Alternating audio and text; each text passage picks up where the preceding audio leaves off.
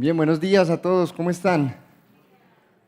Qué bueno poder estar aquí una vez más con todos ustedes. Vemos que el tiempo pasa rápido. 40 semanas de este año se fueron ya. Y 7 capítulos del libro de los Hechos también. A los que nos gustan las buenas historias, bueno, creo que a todos nos gustan las buenas historias. Este libro nos ha presentado ya varias y está lleno de relatos muy dinámicos, muy sorprendentes, muy interesantes, muchas veces desconcertantes, sobrenaturales, pero definitivamente no nos dejan indiferentes. Y el día de hoy no es la excepción. Llegamos al capítulo 8 del libro de los Hechos. La semana pasada escuchábamos cómo Esteban acababa de ser lapidado como el primero de los mártires cristianos. El día trágico en el que los judíos tomaron una de las peores decisiones de la historia: rechazar a Jesús de Nazaret definitivamente como su Mesías. Entonces los invito a que nos encontremos en el capítulo 8 del libro de los Hechos. Vamos a leer primero los 3 versículos a manera de introducción.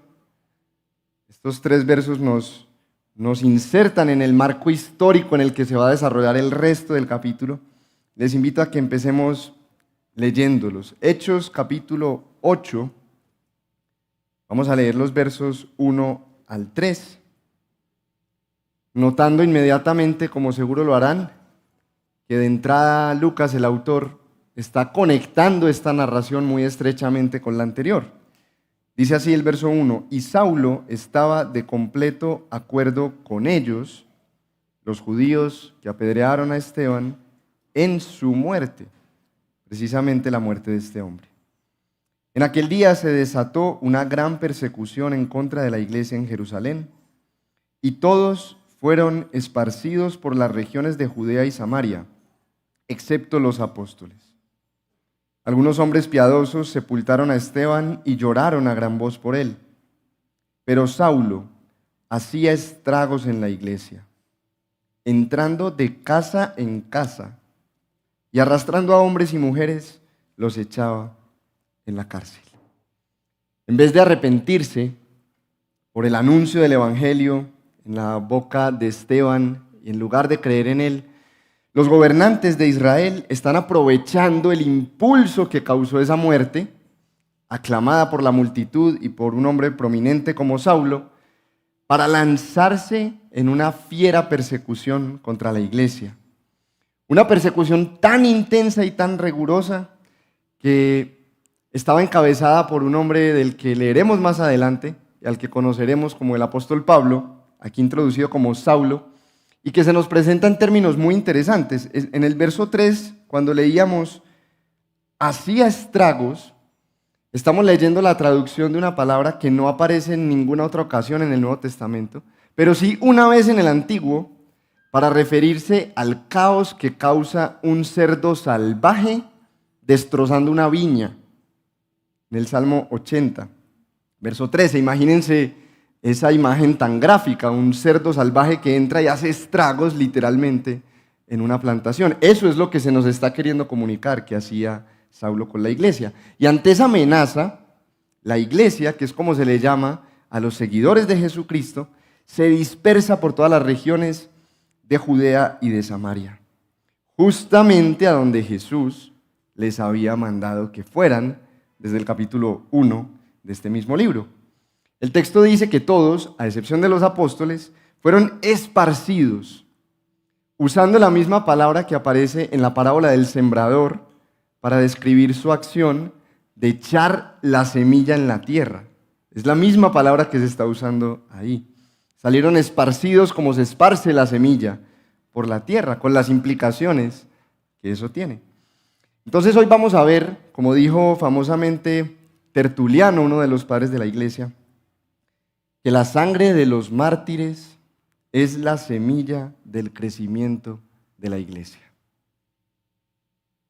Sobre ese terreno humedecido por el testimonio fiel de creyentes que entregaron literalmente su vida por el nombre de Jesucristo, la semilla del evangelio echa raíces profundas y brota y fructifica y se multiplica para el bien de las naciones, demostrando el gran poder de Dios para salvar. Eso es lo que vamos a ver hoy, entonces les invito a que lo hagamos leyendo el resto del capítulo 8.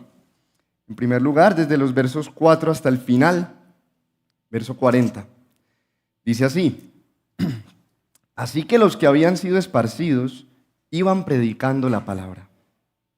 Felipe, descendiendo a la ciudad de Samaria, les predicaba a Cristo.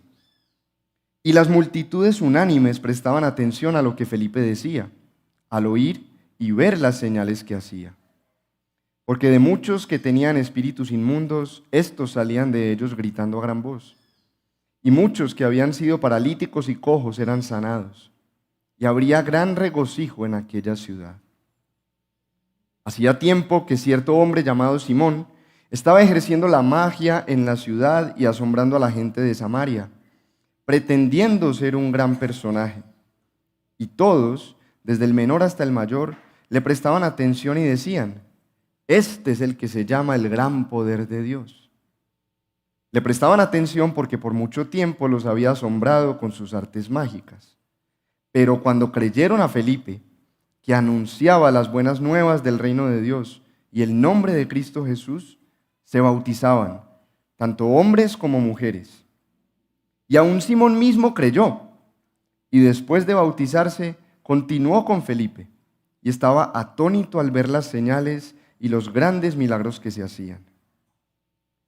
Cuando los apóstoles que estaban en Jerusalén oyeron que Samaria había recibido la palabra de Dios, les enviaron a Pedro y a Juan, quienes descendieron y oraron por ellos para que recibieran el Espíritu Santo, porque todavía no había descendido el Espíritu Santo sobre ninguno de ellos, solo habían sido bautizados en el nombre del Señor Jesús. Entonces Pedro y Juan les imponían las manos y recibían el Espíritu Santo. Cuando Simón vio que el Espíritu se daba por la imposición de las manos de los apóstoles, les ofreció dinero y les dijo: denme también a mí esta autoridad, de manera que todo aquel sobre quien ponga mis manos reciba el Espíritu Santo. Entonces Pedro le contestó: que tu plata perezca contigo, porque pensaste que podías obtener el don de Dios con dinero. No tienes parte ni suerte en este asunto, porque tu corazón no es recto delante de Dios. Por tanto, arrepiéntete de esta tu maldad y ruega al Señor que, si es posible, se te perdone el intento de tu corazón, porque veo que estás en hiel de amargura y en cadena de iniquidad. Pero Simón respondió: rueguen ustedes al Señor por mí, para que no me sobrevenga nada de lo que han dicho. Y ellos, después de haber testificado solemnemente y hablado la palabra del Señor, iniciaron el regreso a Jerusalén, anunciando el evangelio en muchas aldeas de los samaritanos. Un ángel del Señor le dijo a Felipe: levántate y ve hacia el sur, al camino que desciende de Jerusalén a Gaza. Este es un camino desierto. Él se levantó y fue. Y había un eunuco etíope, alto oficial de Candace, reina de los etíopes, el cual estaba encargado de todos sus tesoros, que había venido a Jerusalén para adorar. Regresaba a su país sentado en su carruaje y leía al profeta Isaías. Y el Espíritu dijo a Felipe: ve y júntate a ese carruaje. Cuando Felipe se acercó corriendo, le oyó leer al profeta Isaías y le preguntó: ¿entiende usted lo que lee? El eunuco le respondió: ¿cómo podré, a menos que alguien me guíe? E invitó a Felipe a que subiera y se sentara con él. El pasaje de la escritura que estaba leyendo era este: como oveja fue llevado al matadero, y como cordero, mudo delante del que lo trasquila, no abre él su boca. En su humillación no se le hizo justicia. ¿Quién contará su generación? Porque su vida es quitada de la tierra. El eunuco le dijo a Felipe: le ruego que me diga, ¿de quién dice esto el profeta? ¿De sí mismo o de algún otro? Entonces Felipe, comenzando con este pasaje de la Escritura, le anunció el evangelio de Jesús. Yendo por el camino, llegaron a un lugar donde había agua y el eunuco dijo: ahí hay agua, ¿qué impide que yo sea bautizado? Felipe le dijo: si usted cree con todo su corazón, puede. Creo que Jesucristo es el Hijo de Dios, respondió el eunuco. Y mandó parar el carruaje. Ambos descendieron al agua y Felipe lo bautizó. Al salir ellos del agua, el Espíritu del Señor arrebató a Felipe y no lo vio más el eunuco, que continuó su camino gozoso. Pero Felipe se encontró en Azoto, y por donde pasaba, anunciaba el Evangelio en todas las ciudades, hasta que llegó a Cesarea. Esta es la palabra del Señor para nosotros en esta mañana. Vamos a ver entonces que el Evangelio de Jesucristo es el gran poder de Dios. Y por esa razón vamos a ver, en primer lugar, que el Evangelio de Jesucristo rompe todo tipo de barreras. En segundo lugar, que el Evangelio no puede ser manipulado. Y en tercer lugar, y en último lugar, que el Evangelio de Jesucristo es suficiente para salvar. El Evangelio rompe todo tipo de barreras, el Evangelio no puede ser manipulado y el Evangelio es suficiente para salvar. Empecemos viendo cómo el Evangelio rompe todo tipo de barreras. En nuestro texto lo vemos en primer lugar por la simple llegada de Felipe a Samaria. Samaria era una región despreciada por los judíos, a tal punto que ellos usaban la palabra samaritano como un insulto. Los consideraban mestizos, étnicamente impuros y religiosamente corruptos. Pero el Evangelio rompió esta barrera sociocultural y causó una especie de avivamiento en Samaria. Lo leemos ahí en los versos 6 al 8. Todo el mundo escuchaba el mensaje, todo el mundo creía, las multitudes se asombraban por los distintos milagros que ocurrían, porque los enfermos eran sanados, porque los endemoniados eran liberados, y había gran alegría en toda la ciudad. Los apóstoles que están en Jerusalén escuchan la noticia que Samaria recibió la palabra de Dios y viajan allá, aunque probablemente no era su destino preferido. Ellos ya habían pasado por ahí cuando caminaron con Jesús y Jesús mismo les había prohibido que predicaran a los samaritanos en aquel entonces. Pero el texto nos dice algo más sorprendente que la presencia de apóstoles judíos en Samaria. Seguramente ustedes lo notaron, que la razón de su viaje fue que ellos recibieran al Espíritu Santo, porque no lo habían hecho todavía, solamente habían creído y se habían bautizado. Y entonces uno pregunta, ¿por qué? ¿Por qué no tenían al Espíritu Santo si además leímos precisamente eso, que habían creído y que se habían bautizado? Es difícil explicar con certeza la razón para esto, pero es muy probable que el Espíritu ya estuviera obrando en sus corazones, que ya hubiera obrado para regenerarlos, para hacerlos nacer de nuevo, para permitirles decir con fe, Jesucristo es el Señor. Porque de lo contrario su conversión no sería auténtica. Romanos 8:9 dice que el que no tiene el Espíritu del Señor no es de Cristo. Entonces, lo que no había ocurrido era que el Espíritu Santo había manifestado externamente la presencia interna en estos nuevos creyentes, lo que se llama como una manifestación profética o carismática. Que nos quede muy claro algo, una manifestación profética o carismática del Espíritu no es la norma ni lo que tiene que pasar siempre y cada vez que alguien recibe al Espíritu. Nosotros creemos que el Espíritu se recibe en el momento mismo de la conversión, justo en el instante en el que creemos en Cristo como el Señor y Salvador. Pero este tipo de manifestaciones sí ocurrieron en algunos momentos particulares de la historia de la redención, cuando el Evangelio llegó por primera vez a lugares o a personas clave, como este caso que está llegando a Samaria, o más adelante lo veremos cuando llega a los gentiles. En esos momentos vemos que el libro de los Hechos registra manifestaciones proféticas o carismáticas del Espíritu Santo. Y la pregunta que nos queda es, ¿por qué aquí no? ¿O por qué aquí no desde el principio? La razón que podemos dar es porque esa manifestación externa es como una confirmación de la obra de Dios, sobre todo cuando viene de parte de los apóstoles. Los apóstoles tenían la autoridad de Cristo mismo para representarlo en la tierra y para hablar en su nombre. En el caso particular de Samaria, hay una muy buena razón por la cual la obra de evangelismo de Felipe tenía que ser confirmada. Y es que, de no haber sido así, muy probablemente hubiera ocurrido un cisma dentro de la iglesia, es decir, la iglesia se hubiera dividido. Los samaritanos y los judíos estaban tan dispuestos a vivir separados que hubieran hecho iglesias aparte.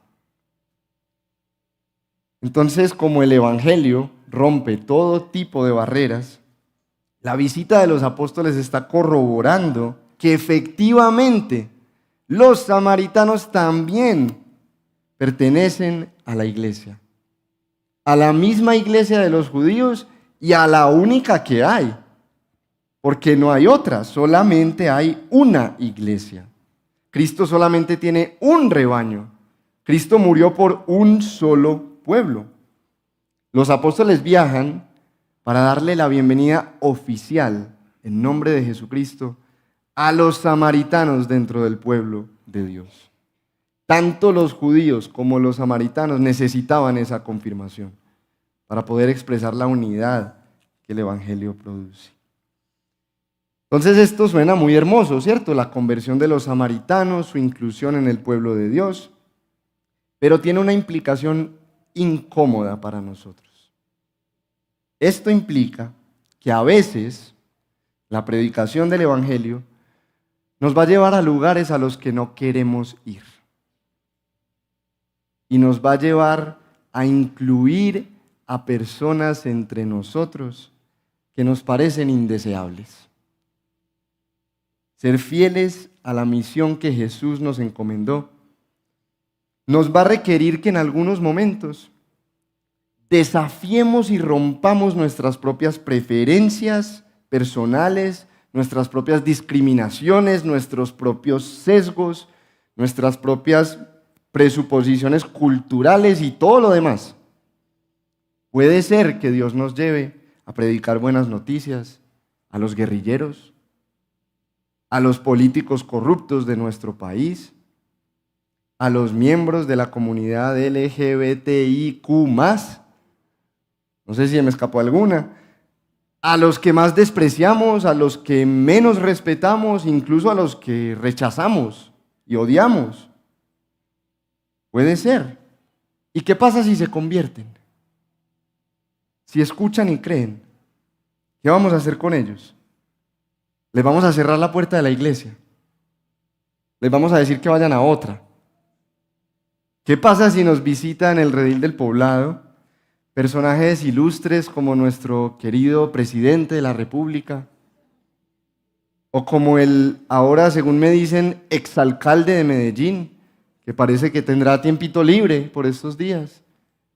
¿Cómo lo recibimos? ¿Y si creen el evangelio? ¿Cómo recibiríamos a esa persona a la que viéndola por la calle nos pasamos de acera? La que vemos en el centro comercial y miramos para otro lado y nos hacemos los locos. Puede ser también que Dios nos lleve a predicar en lugares remotos, hostiles y aún peligrosos. Ha pasado en la historia de la iglesia y sigue pasando. De hecho, eso es precisamente lo que Jesús nos encomendó. Marcos registra la gran comisión de la siguiente manera: vayan por todo el mundo y prediquen el evangelio a toda criatura. Por todo el mundo, no solamente a los lugares bonitos, a toda criatura, no solamente a los que nos caen bien. Eso es lo que Felipe está haciendo en nuestro texto. Y no solamente porque llegó a los samaritanos, sino también después. Vemos una segunda manera en la que el evangelio está rompiendo barreras. Dios usa a un ángel, un mensajero especial, para llevar a Felipe al desierto, a un camino abandonado que llevaba de Jerusalén a Gaza, que a propósito era una ciudad pagana, gentil, específicamente filistea, perteneciente al pueblo que fue enemigo de Israel por años. Imaginemos la decepción de Felipe. Está viendo las maravillas de Dios en Samaria, todo el mundo convirtiéndose, grandes milagros y prodigios, alegría por todos lados, y de repente, vamos, al desierto, al anonimato, a la soledad, y a un camino como ese que llevaba a un lugar como ese. Pero ahí Felipe se encuentra con un personaje muy peculiar. El texto lo describe muy ricamente. Un alto oficial de Candace, reina de los etíopes. En términos modernos podemos decir que este era un hombre de estado, un hombre que pertenecía a las altas cortes de un reino importante. Un hombre africano, oriundo de Etiopía, que a propósito aparecía en los mapas mitológicos de la época, ubicada en los confines de la tierra, como que eso es lo más lejos que se puede llegar, eso está en la franja más olvidada. Y además nos dice que era un eunuco. Notemos que se desplazaba en su carruaje. En esa época, eso nos demuestra que era un hombre extraordinariamente rico. La mayoría de las personas caminaba. Los más pudientes andaban en una cabalgadura sobre un animal. Pero solamente los desbordantemente ricos tenían un carruaje. Este hombre iba ahí a sus anchas. Se nos dice que viajando desde Jerusalén, donde estaba adorando, probablemente en alguna festividad de los judíos, y regresando a su país. Miremos cuántas barreras, o pensemos en cuántas barreras tuvieron que franquearse para que el evangelio llegara a ese hombre. No podemos decir que este político antiguo era un prosélito del judaísmo en todo el sentido de la palabra, porque siendo extranjero, a pesar de que había extranjeros que podían adscribirse al judaísmo, como era eunuco, es decir, castrado, no tenía acceso a la asamblea de Israel. O sea que este hombre estaba doblemente excluido, primero por ser gentil y segundo por ser castrado. Este hombre estaba doblemente alejado, doblemente marginado del pueblo de Dios. Pero vemos que era un temeroso de Dios y del Dios de Israel. Estaba en Jerusalén adorando, había viajado cientos de kilómetros y probablemente no era la primera vez que lo hacía. Además, este hombre sabía leer. Eso nos parece muy normal hoy en día, pero en esa época la mayoría de la población era analfabeta. Y no solo sabía leer, sino que tenía acceso a libros. Otro lujo inimaginable en esta época. Y encima, Dios le envía exclusivamente a él un maestro bíblico, un teólogo, un predicador. Primero por medio de un ángel, como hemos dicho, y luego por medio del Espíritu Santo mismo, versos 26 y 29, vemos que Dios está orquestando un encuentro inusual entre Felipe y este eunuco para proveerle una predicación bíblica drive-thru, mientras va en su carruaje en el camino. Esto nos enseña, hermanos, que Dios llega a los que nos parecen insalvables, a los que nos parecen inalcanzables, a los que están doblemente excluidos de su pueblo, a los que nos parecen demasiado pecadores, demasiado lejanos, demasiado ateos, demasiado duros como para llegar a creer. Entonces, ni se te ocurra pensar que hay alguien a quien Dios no puede alcanzar. Ni se te ocurra, ni creas que si el Dios soberano y todopoderoso se lo propone, no puede salvar a tus hijos, a tu esposo, a tu esposa, a tu jefe, a tus familiares, etcétera, etcétera. Tú sigue orando. Sigue confiando y sobre todo sigue predicando a Cristo, porque es el Evangelio el que tiene poder de Dios para salvar y para romper toda barrera. Esto está pasando en este preciso instante. A esta hora, mientras estamos nosotros reunidos aquí hablando, esto está pasando alrededor de todo el mundo. Cualquier barrera imaginable hoy está siendo franqueada por el Evangelio, por el poder del Espíritu Santo. Dios está atravesando todos los obstáculos para llegar a los que se ha propuesto. Mientras estamos aquí sentados, el Evangelio se está expandiendo de forma irrefrenable, de forma inevitable por toda la tierra. Hay pastores que en este mismo domingo, predicadores, han anunciado, están anunciando o anunciarán el Evangelio en un púlpito como este. Hay misioneros adentrándose en lo más profundo de las selvas remotas y densas, hablando de Jesús en idiomas y a pueblos que ni sabemos que existen. En este momento hay cristianos normalitos, cristianos de a pie como tú y como yo, compartiendo su fe con amigos, con familiares o con desconocidos. Y el Espíritu Santo está orando para traer vida en los que escuchan. ¿Sabían que hay cientos de pastores y miles de cristianos que decidieron quedarse en Ucrania? No nos confundamos, aunque los medios ya no nos dicen nada, la guerra continúa. Y por la gracia de Dios las conversiones se cuentan por montones.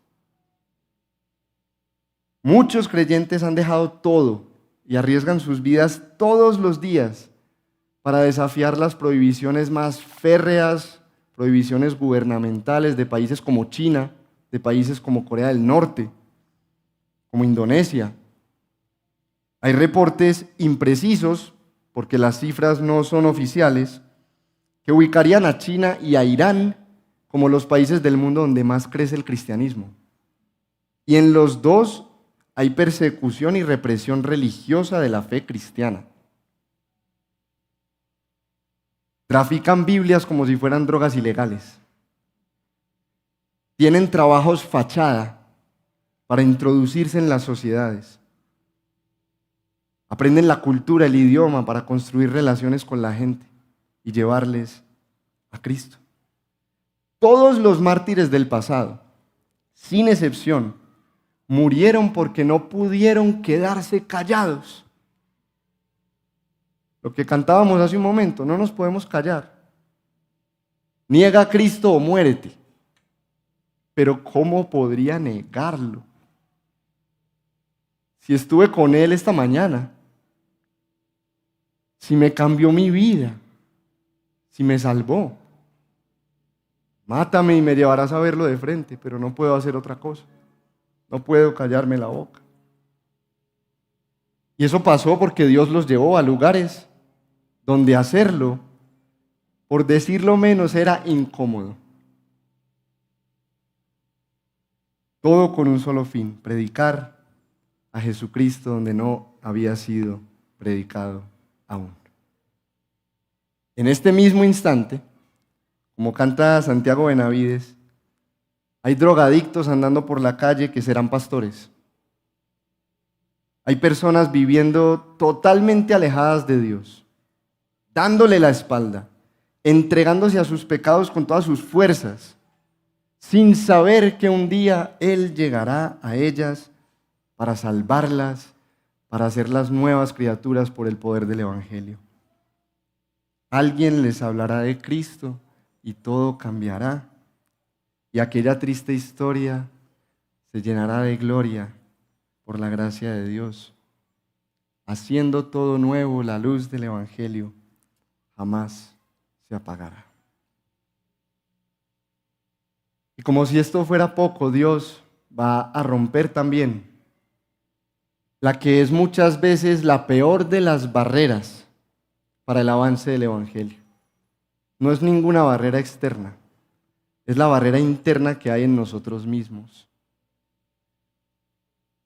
Por nuestros propios temores, por nuestras inseguridades, por nuestra debilidad, por nuestro pecado, o porque francamente somos desobedientes, perezosos, que aman demasiado su comodidad, egoístas, que estamos conformes con nuestra salvación y nuestro bien, no anunciamos a Cristo, aunque podemos y debemos, como nos recordaba el pastor Federico. Es triste, pero tenemos que aceptarlo. Los discípulos fueron enviados a testificar de Cristo, primero en Jerusalén, y vemos en los capítulos 2 al 7 de Hechos que lo hicieron suficientemente, pero entonces luego debían ir a Judea y a Samaria y hasta los confines de la tierra. Pero Dios tuvo literalmente que sacarlos a la fuerza de Jerusalén. Miremos el versículo 4, que es muy curioso. Empieza diciéndonos: así que los que habían sido esparcidos iban predicando la palabra. Ese así que originalmente se podría leer como por lo tanto. Es una indicación de una conexión lógica, de un propósito. Eso nos muestra que el esparcimiento de estos cristianos, con el propósito expreso de predicar la palabra, el mensaje acerca de Cristo, fue un propósito planeado. Dios estaba detrás de este hecho. Él usó la persecución. Él usó a Saulo cuando todavía era un impío. No para ahogar sus propósitos, todo lo contrario, para expandirlos, para catapultarlos, para cumplirlos, para que ellos fueran a donde tenían que ir. Yo no pienso, como muchos dicen, que los apóstoles estaban demasiado cómodos en Jerusalén y que por eso se habían olvidado del mundo. Yo personalmente creo que estaban muy ocupados. La iglesia vemos que ha crecido vertiginosamente, los convertidos se cuentan por los miles. Yo creo que ellos tenían mucho trabajo en Jerusalén.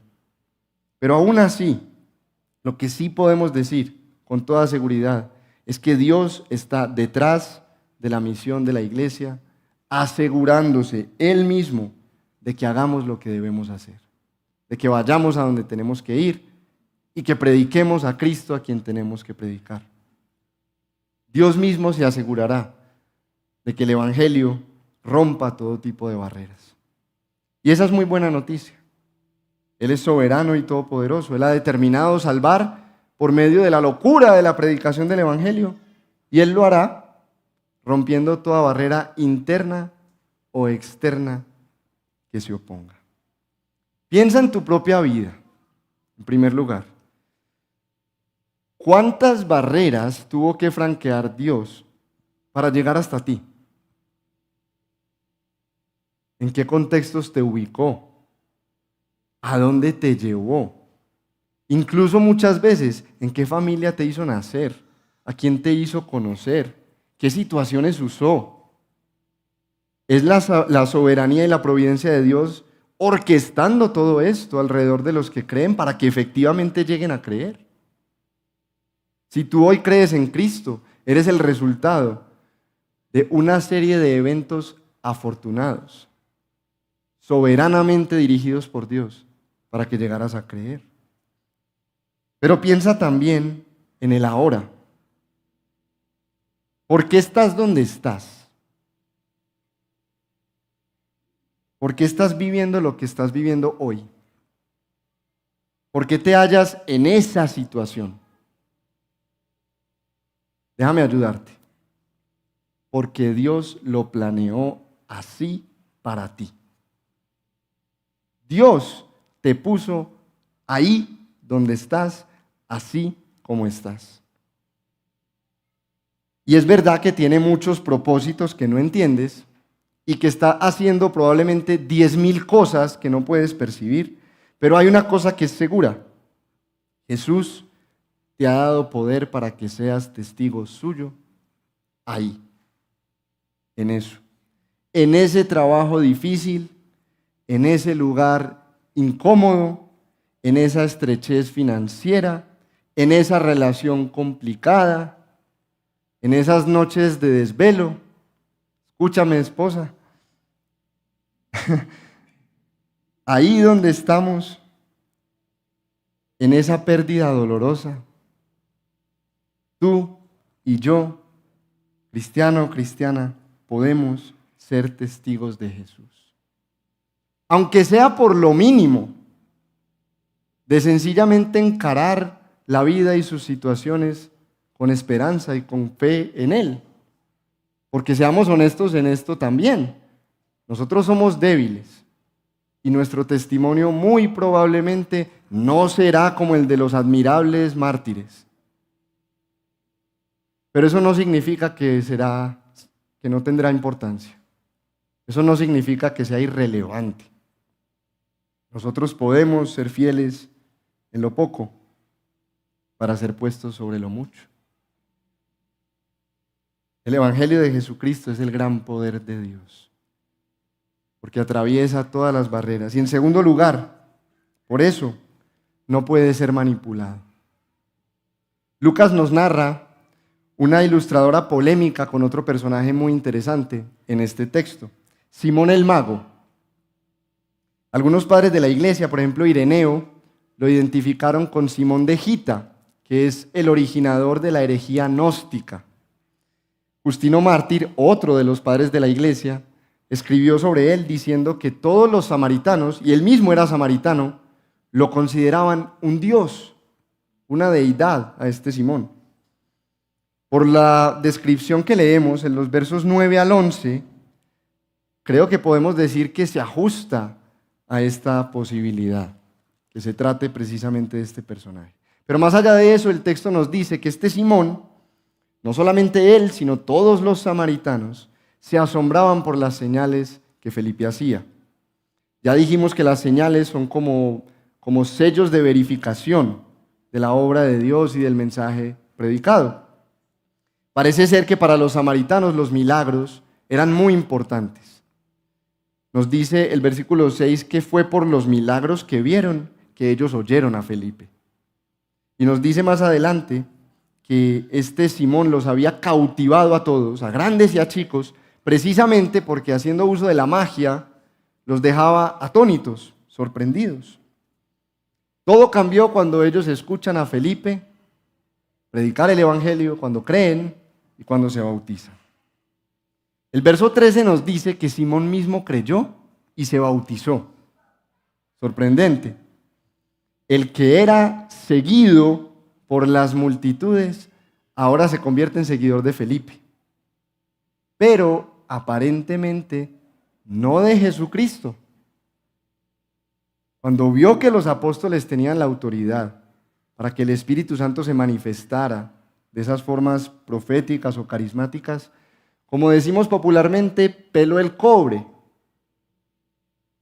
Le ofrece a los apóstoles con los ojos iluminados dinero para tener sus mismos derechos.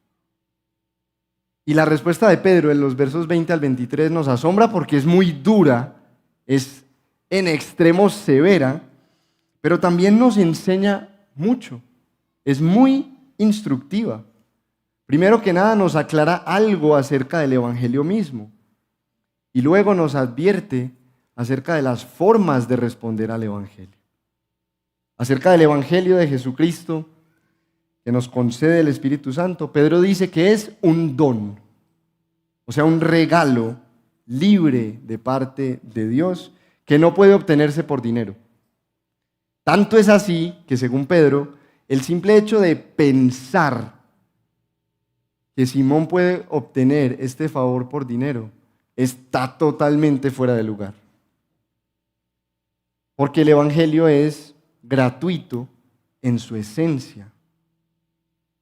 El Evangelio es un mensaje que nos dice que Dios, por su gracia, que precisamente significa por su favor no merecido, nos hace justos gratuitamente.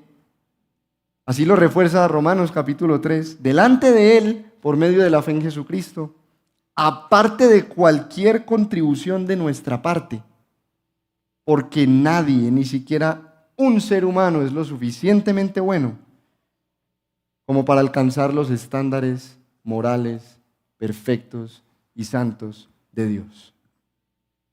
La gracia es precisamente la buena noticia del Evangelio. Por eso dice Pablo en Gálatas capítulo 1, que aparte del Evangelio de la gracia, no hay Evangelio. O hablamos del Evangelio gratuito de Dios, o no hablamos del Evangelio en lo absoluto.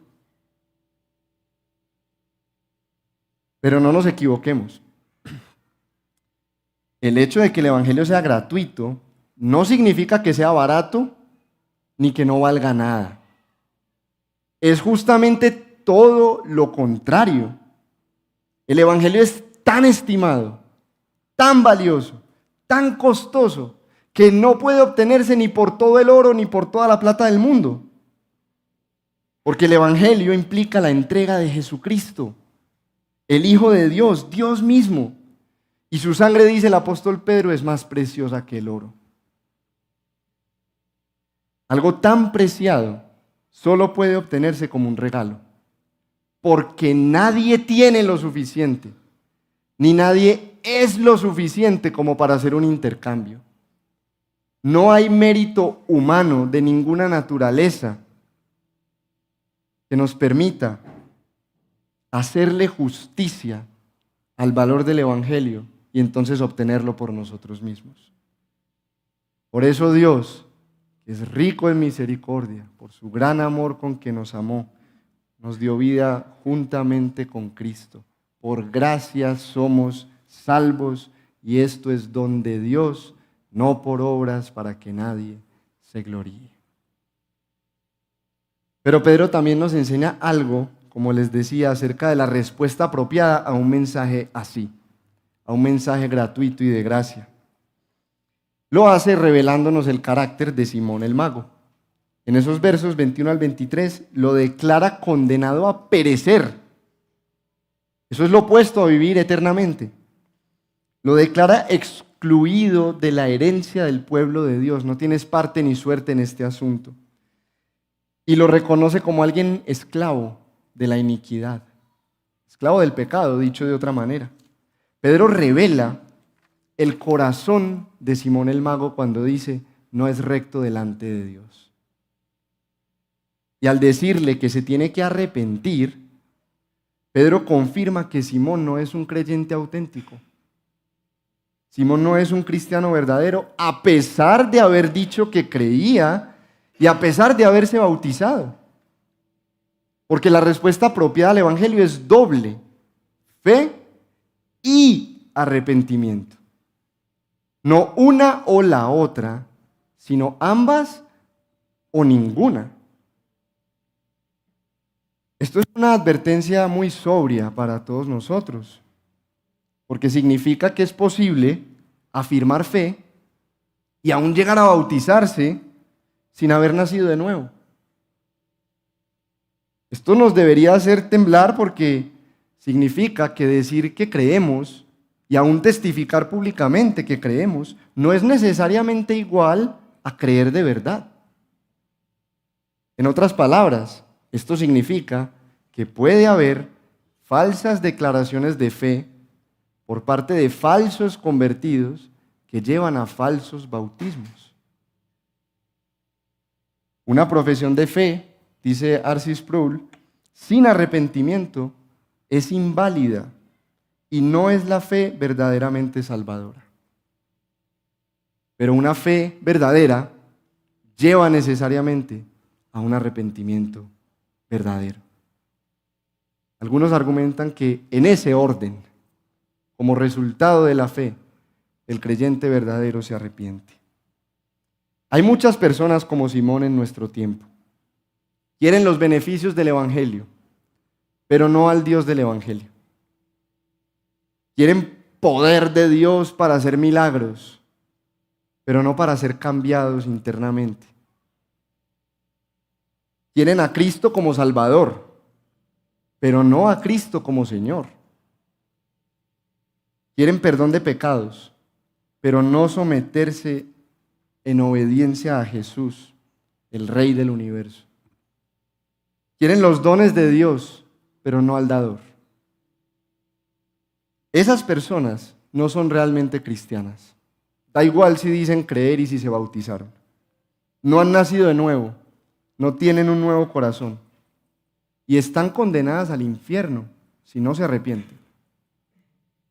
Se engañan a sí mismas y a otros, pero de Dios no se puede burlar nadie.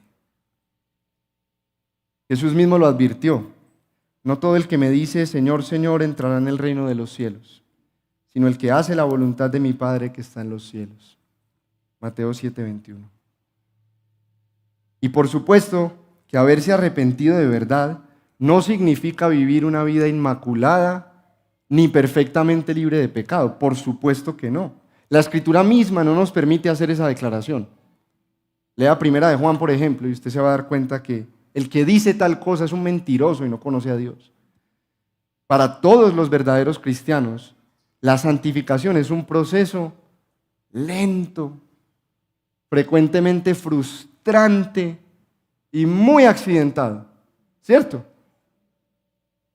No estamos hablando de los cristianos que todavía luchamos contra el pecado y que aún no logramos ver victoria en algunas áreas de nuestra vida, porque esos son todos los cristianos, sin excepción.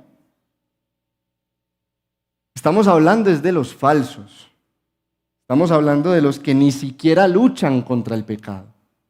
Estamos hablando de los que abrazan su pecado, de los que lo disfrutan, lo aman, lo esconden, le dan la bienvenida, lo entretienen, lo alimentan, pero que luego dicen Jesús y piensan que con eso les basta.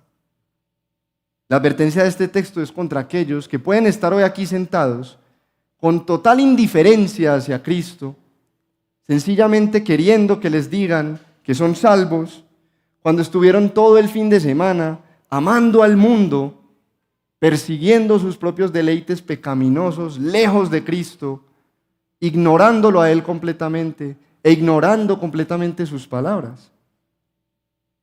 Si ese es tu caso y tienes oídos para escuchar esto, de todo corazón te ruego que te arrepientas. Arrepiéntete. Escucha la voz de autoridad de Jesús. Ríndete a Él y escúchalo decirte, te perdono, pero también escúchalo decirte, pero no peques más. Y hay una advertencia más que por el ejemplo de Simón podemos extraer para nosotros. El Evangelio debe humillar al hombre y glorificar a Dios, no al revés. Hay personas que son como Simón no solamente porque no se han arrepentido, sino porque quieren aprovecharse del Evangelio para su propio beneficio. Simón pretendía ser un gran personaje, no lo era, pero pretendía serlo. Vivía maravillándolos a todos, encantándolos y deslumbrándolos. Les pidió poder a los apóstoles para figurar, para ser imprescindible, para que otros lo necesitaran, para que otros lo tuvieran que admirar y reconocer. El nombre Simón significa el que escucha, pero este Simón quiere que todos lo escuchen a él.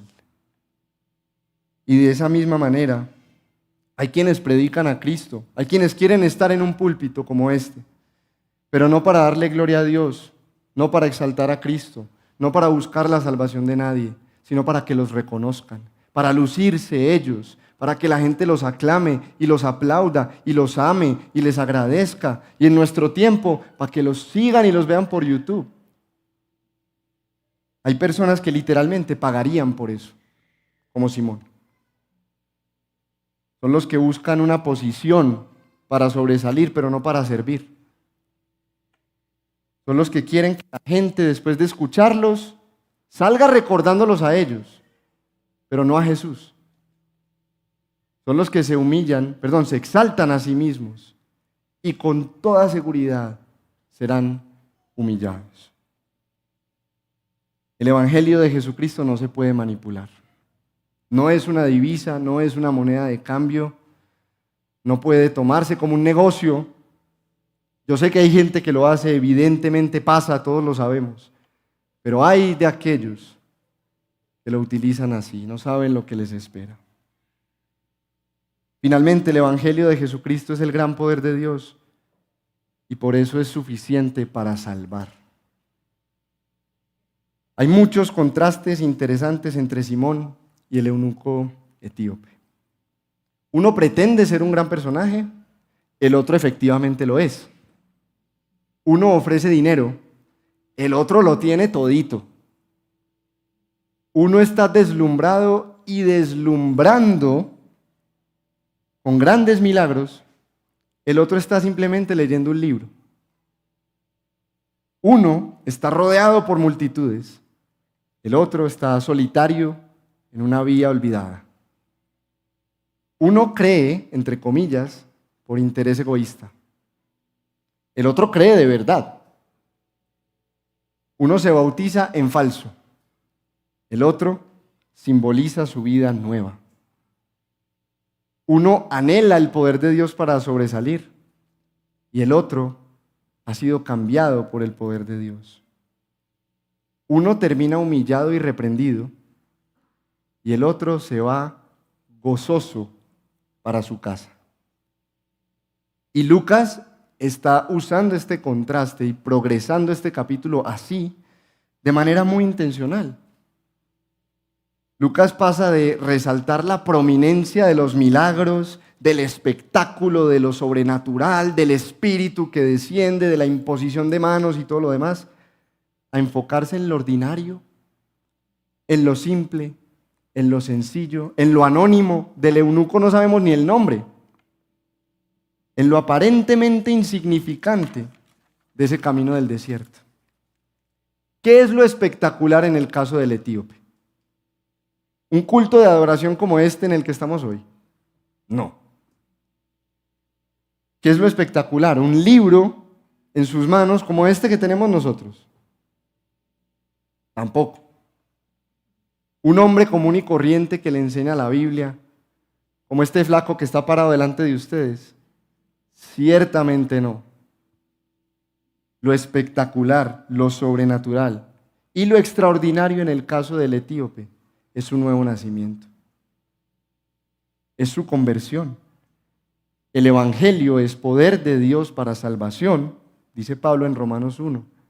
Y su evidencia más clara se ve cuando una persona cree y se convierte y viene a ser alguien totalmente nuevo. Se ve más claramente ahí el poder de Dios que en cualquier otro lugar y que en cualquier otra situación. El apóstol Pablo nos dice que llegar a creer en el evangelio requiere un milagro tan sobrenatural como el que Dios obró al principio cuando dijo que se haga la luz. Mire 2 Corintios 4:6. Por eso hablamos de nuevo nacimiento o de regeneración, porque creer en Cristo y ser una nueva criatura es un milagro comparable con la creación misma. Es ser creado una vez más. Es ser hecho de nuevo. Ningún esfuerzo humano, ninguna voluntad de hombre, ninguna descendencia o linaje terrenal puede lograr esto. La salvación individual, el acto de la conversión, es una obra enteramente soberana y divina. Enteramente. ¿Tú quieres ver el poder de Dios en acción? Hay un lugar donde se hace más evidente que en el Mar Rojo partido en dos, que en la Shejinah andando por el desierto. ¿Sabes cuál es ese lugar? Un cristiano o una cristiana. ¿Tú quieres ver el poder de Dios en acción? Mira a un creyente. Cada seguidor de Jesucristo es un milagro andante. Es el resultado de una obra comparable con la creación misma. Es un milagro que hace que estos otros grandes milagros de la Escritura parezcan un juego de niños. Nada es más extraordinario que una persona que rinde su vida a Cristo, que deja de ser quien era y que se convierte en una nueva creación. Y lo casi irónico de todo esto es que el milagro se obra de la manera menos espectacular que nos podríamos imaginar. Un mensaje, una historia de un Mesías sufriente, crucificado, muerto y resucitado, que con solo anunciarse tiene esta clase de poder y puede causar estos milagrosos resultados. Un simple mensaje. ¿Quién lo creyera? Entonces podemos decir en conclusión, el Evangelio es el gran poder de Dios, precisamente porque es el testimonio acerca de Jesucristo, quien vivió en la historia una vida perfecta. Él sí fue libre de pecado y totalmente inmaculado, pero murió como el peor de los pecadores, como el sacrificio por todos los que habríamos de creer en Él, que resucitó de entre los muertos para confirmar su identidad. Él es quien dijo ser, para confirmar su obra. Dios mismo la aceptó como suficiente para perdonarnos y salvarnos. Y hoy vive, reinando exaltado, como el libro de los Hechos lo presenta siempre, a la diestra de Dios, haciendo esto que hoy...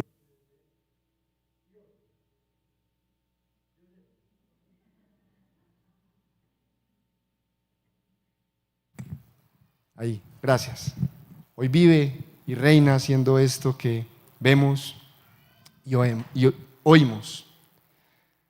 Y siendo el Señor del cielo y de la tierra, Él le está diciendo a todos los hombres en todo lugar que se arrepientan y que crean en Él para tener vida eterna. ¿Tú lo crees? ¿Tú te has arrepentido? Tú puedes hacerlo hoy. Entonces estás ante la evidencia del innegable poder de Dios. Tú y yo y todos los que creemos en Jesús somos evidencia de ese poder, pero también somos testigos de ese poder. Tú puedes presentarte a cualquier persona y decirle lo que Cristo ha hecho. Tú puedes invitarla a que se arrepienta y crea. Y tú incluso puedes presentarte como una prueba de que ese mensaje es verdad. No porque seas perfecto, Dios sabe que no lo somos, sino porque eres nuevo, porque eres nueva, porque eres otro, porque eres otra, porque eres diferente. Nosotros podemos decir por la gracia de Dios que somos testigos de Cristo y podemos afirmar, como también dijo famosamente John Newton, no soy lo que debo ser, no soy ni lo que quiero ser, pero por la gracia de Dios no soy lo que fui. Vamos a orar.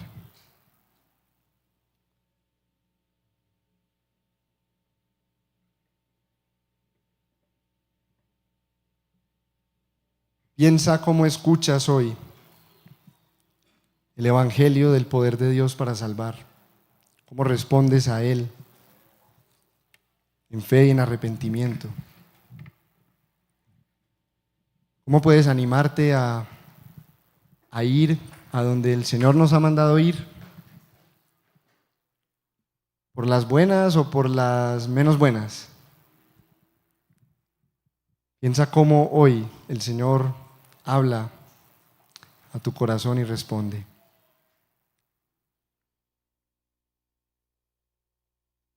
Señor,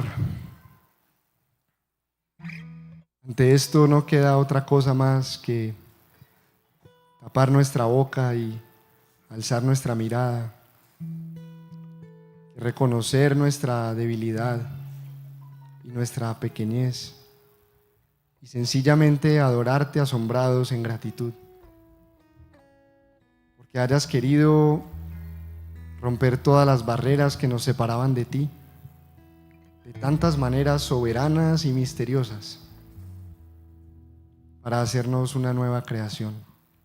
Porque estés haciendo esto hoy mismo, donde no podemos verlo, ni entenderlo, ni imaginarlo.